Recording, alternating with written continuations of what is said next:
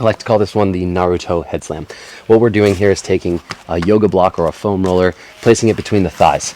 This is not imperative, but it helps us to keep our knees in line with our hips, so we're not getting funky with external or internal rotation of the hips, and we've got a nice stacked position.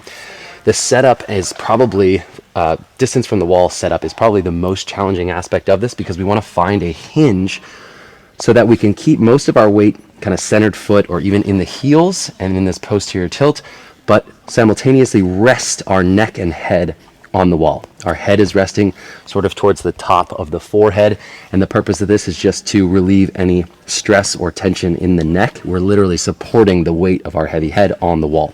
I'm going to step up a little bit, show you this position. I want to get into a deep hinge as long as I'm not arching the low back, so I'm getting a posterior tilt, thinking about the hamstrings kind of hooking underneath, finding my weight mid-foot. From here, with an open palm towards the ceiling, I'm going to reach back as far as I can without any muscularly driven strategy. It's just a natural extension of the arm. And then I'm going through the breath. So that open mouth,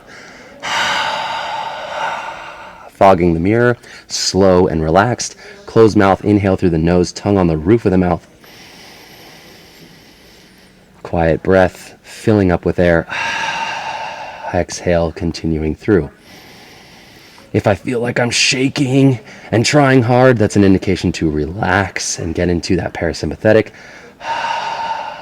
On my exhales, I should notice that this actually improves a little bit each time I go through the breath cycle. I'm trying to reach up higher without turning on the muscles, without moving too far away from center. Once you've done 5 to 6 breath cycles of this movement, you are retesting your shoulder internal rotation, and it should improve dramatically.